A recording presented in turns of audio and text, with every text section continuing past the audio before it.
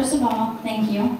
Thank you to the faculty, administrators, and teachers who have cared about each of us, and thank you to the guests seated on our platform who have taken the time to recognize our accomplishments. Perhaps the biggest thank you, though, goes to the parents and family who have nudged us to the edge. When I was trying to figure out tonight what I wanted to say, the words of a very wise woman came to my mind. Sister Cindy Renfro said, "Cassie, I'll pay you $5 to not put me in your speech."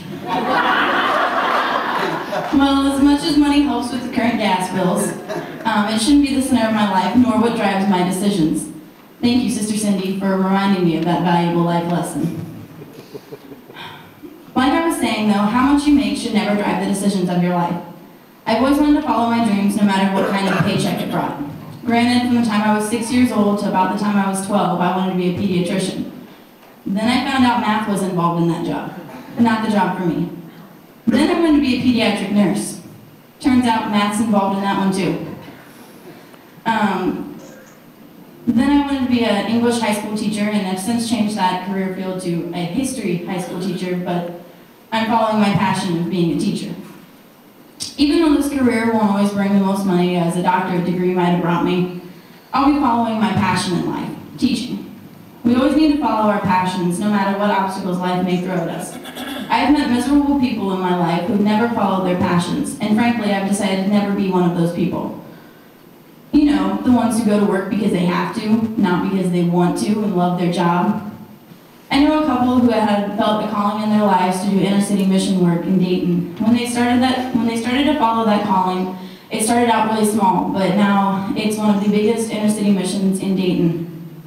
And I believe they're very fulfilled in their work and lives now that they've begun to follow their calling.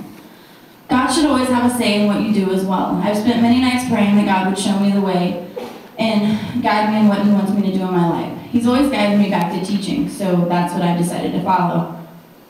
God has a different calling for everyone, though.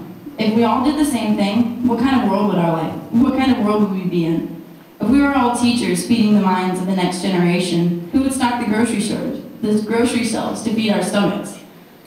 If we were all doctors, we wouldn't have lawyers to sue the doctors. If we were all firefighters, we wouldn't have the policemen to keep us safe in our homes.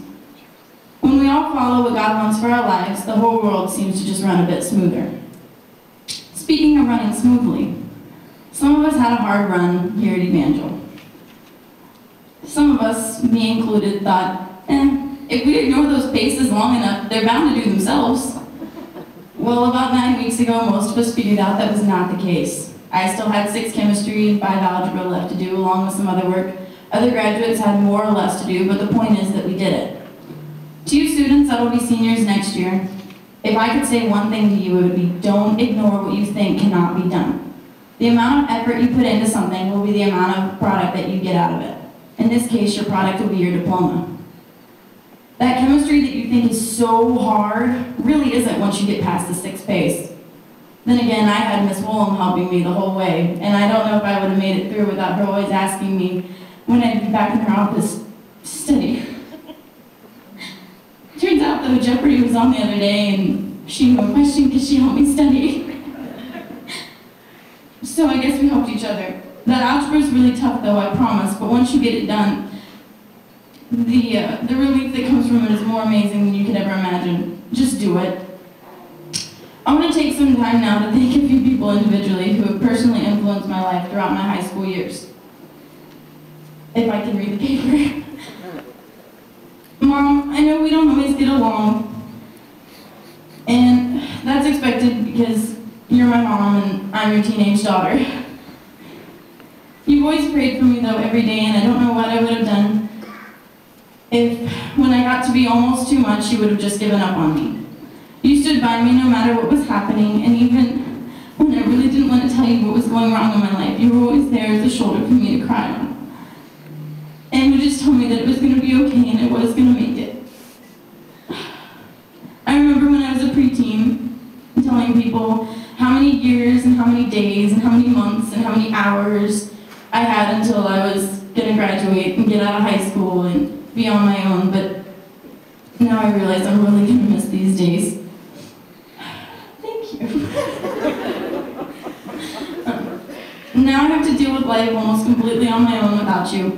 Thank you for all the work that you put into Thank you for all the work you put into my life and shaping me for what I am now.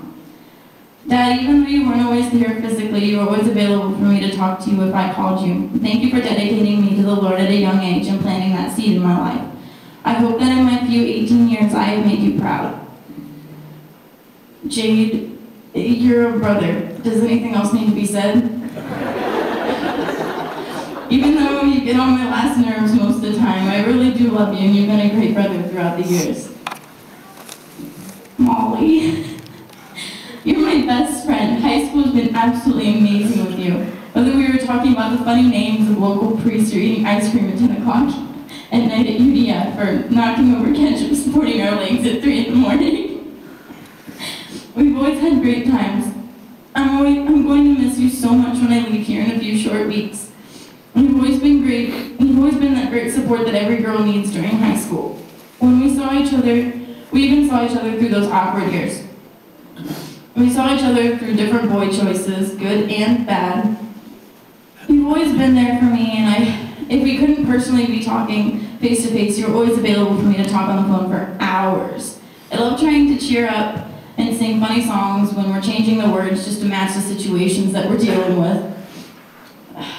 I think some of our best memories have been in the silver tin can. For those of you who don't know, that's my car. We've had the best time together all the time, and I couldn't have asked for a better high school friend. For all my family who's been there throughout the years, thank you for giving me advice on life and helping to shape who I am. I would also like to thank the staff at Evangel for guiding me in my educational and spiritual life. Remember when I talked about everyone having a different calling in their lives? Some people are called to be motivational speakers, such as Brother Chance. However, that's obviously not my calling, and now I'm going to close this speech with saying these years at Evangel have been unforgettable, and we did it.